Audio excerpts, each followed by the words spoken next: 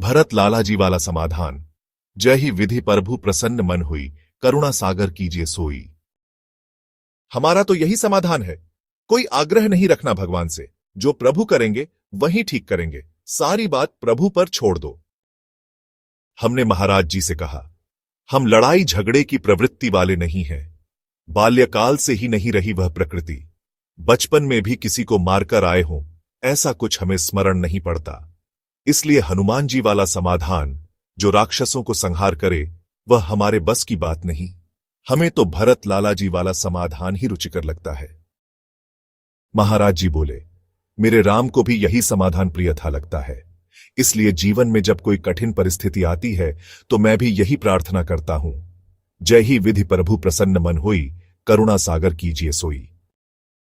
फिर उन्होंने कहा, मंदिर जाते हो ना, तो वहां जाकर बस यही चुपचाप बोल देना, ठाकुर जी को तुलसी चढ़ाना और कुछ मत कहना। हमने कहा, जैसी आपकी आज्ञा महाराज। हमने वैसा ही किया, और उसका परिणाम क्या हुआ? वह जो भारी व्यवहारिक संकट था, वह चुटकियों में दूर हो गया। यदि हम लड़ाई झगड़े में पड़ते तो हमारी साधुता भी जाती और पता नहीं क्या क्या अनर्थ होते। सत्य पुरुषों के पास समाधान सदा रहता है, बस उसे स्वीकार करने की जरूरत है। ठीक उसी प्रकार जैसे राणा के अत्याचारों से तंग आकर श्री मीराबाई जी ने तुलसीदास जी को पत्र लिखा था। स्वस्थि श्री तुलसी गुण भूषण, दूषण हरण गुसाई। आप समस्त गुणों के भूषण हैं, हे प्रभु, दोषों का नाश करने वाले गोसाई। मैं आपको बार बार प्रणाम करती हूं, अब मेरे शोकों के समुद्र को हर लीजिए। घर के सजन हमारे जेते, सबने उपाधि मचाई। घर के जितने भी अपने लोग हैं, सबने ही मुझे सांसारिक बंधनों और उलझनों में डाल दिया है। साधु संग हरि भजन करत, मोहि देत क्लेश महाई। जब मैं साधुओं के संग हरि भजन करती हूं तो वही लोग मुझे बड़ा कष्ट देते हैं। बालपन ते मीरा किन ही गिरधर लाल मिताई। मीरा ने तो बालपन से ही गिरधर लाल को अपना मित्र मान लिया था, वही अब मेरी लगन बन गई है, जो किसी भी प्रकार से छूट नहीं सकती। मेरे तात मात के समहो, हरि भक्तन सुखदाई। अब मेरे लिए हरि के भक्त ही मेरे माता पिता के समान हैं और वही मुझे सुख देने वाले हैं। मोकू कहा उचित करीबो, हे सो लिखिए समझाई। अब आप ही बताइए, मेरे लिए क्या उचित है, क्या अनुचित, मुझे समझाकर बताइए। उत्तर में तुलसीदास जी ने यह पद लिखा है, जाके प्रिय हैं राम विदेही, तजिए ताही कोटि बैरी सम, यद्यपि परम सनेही। जिस व्यक्ति को श्री राम, जो साक्षात ब्रह्म है लेकिन पृथ्वी पर विदेही रूप में अवतरित हुए, प्रिय नहीं है, उसे लाखों शत्रुओं के समान त्याग देना चाहिए, भले ही वह कितना ही घनिष्ठ और प्रिय मित्र क्यों न हो। तज्यो पिता प्रहलाद, विभीषण बंधु, भरत मातु हित हारी। बलि गुरु तज्यो, कंत ब्रजबणितन, भय मुद मंगलकारी। प्रहलाद ने अपने पिता को त्याग दिया, विभीषण ने अपने भाई रावण को त्यागा, भरत ने अपनी माता कैकी की बात नहीं मानी, राजा बलि ने अपने गुरु शुक्राचार्य को त्यागा, ब्रज की गोपियों ने अपने पतियों तक को छोड़ दिया और सभी ने भगवान से प्रेम कर परमानंद और मंगल को प्राप्त किया। ना तो नेह राम के मानियत, सुद्धि रही स्वस्य झालो, अंजन कहां आंख जो फूटे, बहु तर्क कहो कहां लो। यदि किसी के प्रेम में भगवान राम नहीं है तो वह कितना भी अपना क्यों न हो, उसे न मानो। जिस आंख में अंजन काजल न लगे वह फूट चुकी कहलाती है। उसी प्रकार जहां राम का प्रेम नहीं, वहां सारे तर्क व्यर्थ हैं। तुलसी सो सब भांति परम हित, पूज्य प्राण ते प्यारो, जासु होए स्नेह राम पद, ए तो मतो हमारो। तुलसीदास कहते हैं, जो श्रीराम के चरणों में सच्चा प्रेम रखता है वही हर प्रकार से परम हितैषी, पूजनीय और प्राणों से भी अधिक प्रिय है। यह मेरा दृढ़ मत है। तुलसीदास जी की वाणी मीरा जी को बाण के समान लगी और वह चित्तौड़ छोड़कर वृंदावन चली गईं। ऐसी भी कथा है कि राणा ने मीरा जी के इष्ट देव गिरधारी जी की मूर्ति को एक सरोवर में डलवा दिया था। मीरा जी प्रभु प्रेम में व्याकुल होकर उस सरोवर में कूद पड़ी। पर आश्चर्य की बात यह हुई कि जब वह जल से बाहर निकली तो वह वृंदावन के वंशीवट क्षेत्र में थीं। वहां उन्हें यमुना जी के तट पर दिव्य दर्शन हुए। वहां वे श्री कृष्ण प्रेम में बेसुध हो गईं।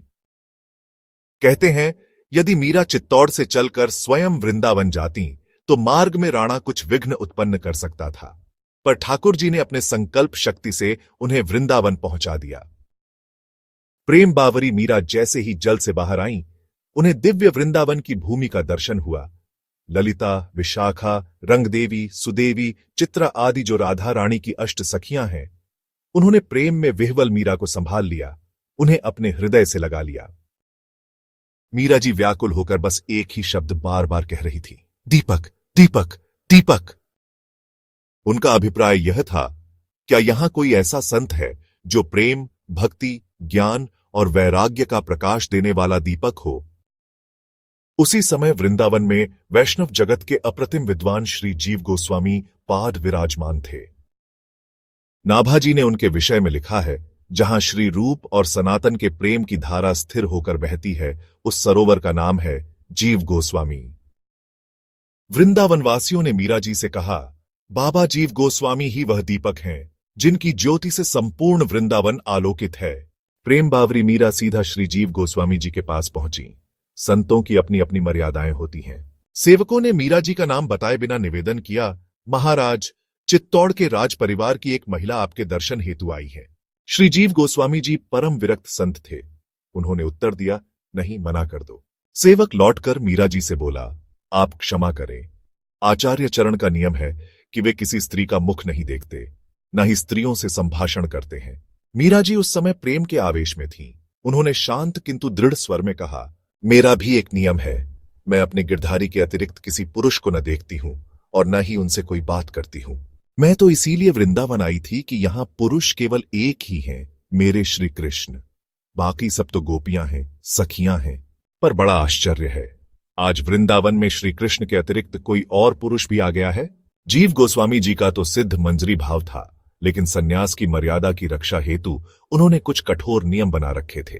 जब सेवक द्वारा कही गई मीरा जी की बात उनके कानों में पड़ी तो वे तुरंत समझ गए, यह कोई साधारण स्त्री नहीं है। ध्यानपूर्वक देखा, अरे ये तो साक्षात गिरधर की प्राण सखी मीराबाई हैं। अब वे स्वयं दौड़कर मीरा जी से मिलने आए। श्री हरिराम व्यास जी ने इस भावमयी भेंट का वर्णन करते हुए लिखा है, जैसे कोई पुत्री अपने पिता से मिलती है, वैसे ही मीरा जी जीव गोस्वामी जी से मिली। यह भी वर्णन मिलता है कि मीरा जी ने जीव गोस्वामी जी का सत्संग प्राप्त किया और उन्होंने मीरा जी को श्री चैतन्य महाप्रभु का चरित्र सुनाया। उस चरित्र को सुनकर मीरा जी के हृदय में अत्यंत अनुराग उत्पन्न हुआ और उन्होंने एक पद श्री चैतन्य महाप्रभु को समर्पित किया। हरि नाम लौ लागी, अब तो हरि नाम लौ लागी, सब जग को ये माखन चोरा, नाम धरियो विरागी। कहां छोड़ दी मोहिनी मुरली, कहां छोड़ दी सब गोपी, मूड मुंडाए डोरी कटाई, बांधी माथे टोपी, माथु यशोमती माखन खावन, बांधे जाके पांव, श्याम किशोर भयो नवगोरा, चैतन्य जाको नाव।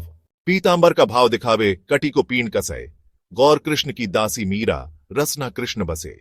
मीरा जी इस पद में कह रही हैं कि उन्होंने अब कृष्ण के नाम को पकड़ लिया है। वही कृष्ण जो कभी बालपन में माखन चुराते थे, अब सन्यासी बनकर चैतन्य महाप्रभु के रूप में संसार को त्याग कर प्रेम और भक्ति का प्रचार कर रहे हैं। मीरा जी इस चमत्कारी परिवर्तन से अभिभूत हैं और कहती हैं कि चाहे बाल रूप में हो या सन्यासी के रूप में, वे तो केवल कृष्ण की दासी हैं, जिनकी जिह्वा पर सिर्फ हरि नाम ही बसा है। प्रियादास जी कह रहे हैं, मीरा जी वृंदावन आई और वहां जीव गोस्वामी से उनकी भेंट हुई। यह भेंट ऐसी थी जैसे दो आत्माएं एक हो गईं, जैसे कोई प्रिय सखी मिल गई हो। जीव गोस्वामी का दर्शन पाकर मीरा जी ने अपना बेकपन यानी सांसारिक अलगाव या विरक्ति का भाव त्याग दिया। उनका हृदय प्रेम में पूर्णतया पिघल गया। वृंदावन के हर कुंज में मीरा जी को प्यारे लाला श्री कृष्ण के दर्शन हुए और ऐसा लगा जैसे सारा वृंदावन सुख का पुंज बन गया हो। उनके हृदय में ऐसा गहन भाव उठाया जैसे वृंदावन अब कोई बाहरी स्थान नहीं रहा, वह तो उनके भीतर का देश बन गया। वृंदावन में मीरा जी को पूर्व जन्म की स्मृति हुई और ठाकुर जी की लीला में प्रवेश मिला।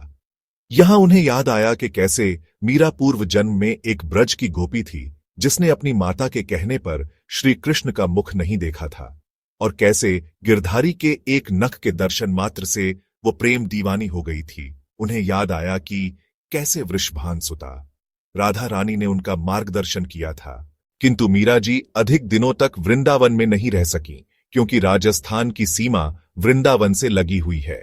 मीरा जी से मिलने के लिए राजस्थान से अनेक लोग आने लगे। उनके चचेरे भाई राव जयमल भी आए और उन्होंने मीरा जी को अपने साथ ले जाने का आग्रह किया। इससे मीरा जी के भजन में विघ्न उत्पन्न होने लगा और रसिकाचार्यों की भजन परंपरा में भी व्यवधान आने लगा। तब मीरा जी ने गिरधर गोपाल से पूछा, अब मैं क्या करूं? ठाकुर जी ने उत्तर दिया, तुम द्वारका चली आओ। तुम्हारे लिए तो मेड़ता में ही वृंदावन था, चित्तौड़ में भी वृंदावन प्रकट हो गया, तो फिर द्वारका में वृंदावन क्यों नहीं होगा? इस प्रकार मीरा जी द्वारका चली आईं।